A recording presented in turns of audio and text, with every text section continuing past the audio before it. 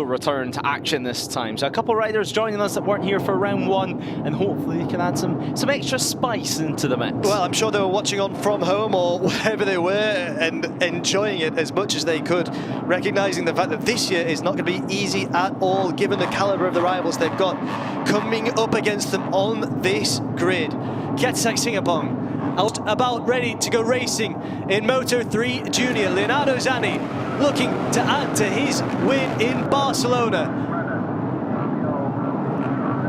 Seconds to go before we go racing here in Moto3. The lights are going to be coming on any second now. There they are.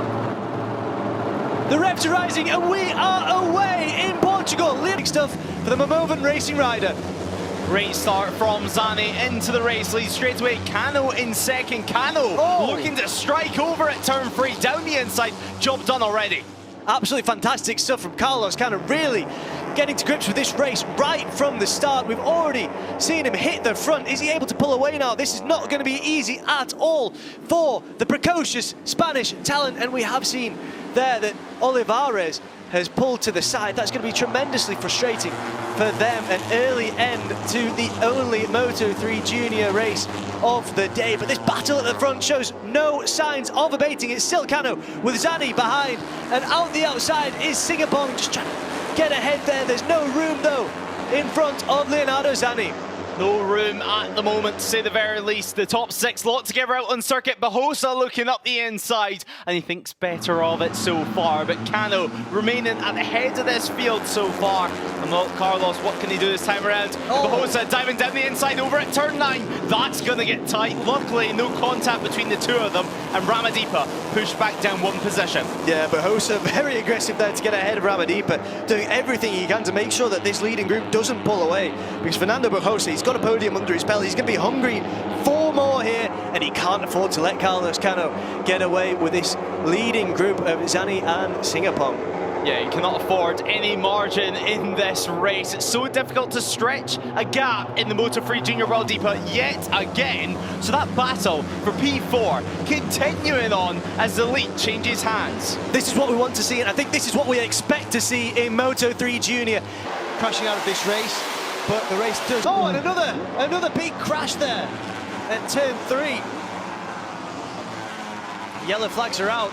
That was another big high side for, that was Tinez, I believe. Number 77 is the one dropping down our timing tower, so I think it was him. That was another big high side on the exit of turn 3. Ramadhipa going through on the inside and able to make it stick there. Bahosa holding on to P4, but the pressure is building for both the Honda Asia Dream Racing Junior Team riders.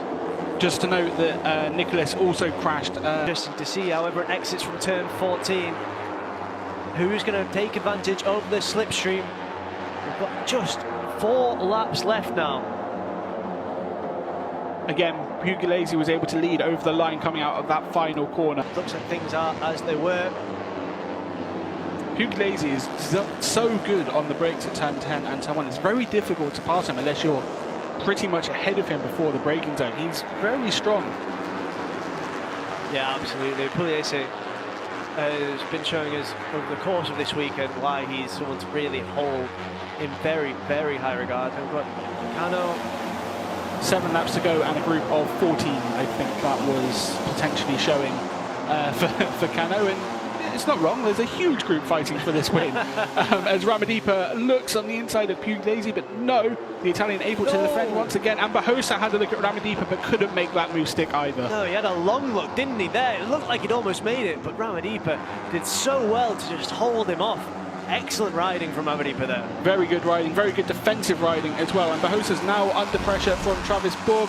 Just going to have a look at a replay, a slow motion replay of all of the riders braking at turn 1, and Bahosa Pugliese, sorry, coming out ahead, but Ramadhipa and Bahosa side by side through turn 1. Yeah.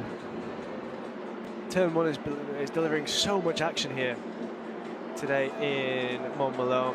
Absolutely fantastic to see as we go into sector 3 here at turn 7 and 8. He stays in second. Running into turn 5 though, the number 23, the inside line is blocked for him now. He has to defend from blank as we see Cano Carlos Cano as well. Oh, a bit of a moment there for Borg. Just adjusting himself. As Plank looked to be setting himself up to make a move there as we go through turn 7 and 8. Just readjusting. That's a brave move from Plank on the inside of turn 9 to get ahead of Borg for P2. That is an incredible move from the French rider. As we approach turn 10, once again, for the penultimate time.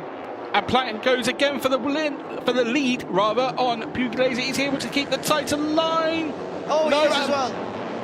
And Borg moves into P2 provisionally. It was a big moment for Ramadhipa on the curb. He goes slightly wide. It's a bit chaotic behind. So it's Borg who moves into P3 with Plank and Pugliese ahead of him. Ramadhipa in P4, heading onto the final lap of this race. Yeah, the final lap, and as you mentioned before, an absolute crescendo. Plank moving into P1 at such a vital time. He's not going to be able to take advantage of any slipstream here. He's going to need to try and pull away as much as he can as we power down this 1 kilometre straight in Barcelona. And it does look like Pugliese has managed to get ahead as we approach turn 1. Who's going to be able to battle in this battle for first? How many riders do you need? It's Pugliese who gets ahead going into turn 1, into turn 2. And it's Travis Borg who takes P2, Bahosa just behind in P3. Borg was able to stay on the outside through turns 1 and give him a good position through 2 to keep P2 ahead of Bahosa. But Bahosa is close to the number 23. Is he going to make the move into turn 4? No. So Borg holds it for now. And Plank has dropped down to P8. So he started this lap just about in P1 and he's finishing it in P8. It looks like for the time being. There's still plenty more action to come. Bahosa on the inside of Borg at turn 5. That moves him into P2. He's got a couple of attempts to make up on Pugliese, but he'll have the run watch out for Cano as well.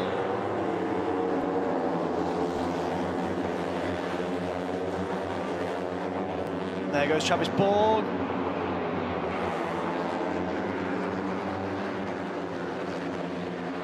Down as we approach turn 10, the hairpin.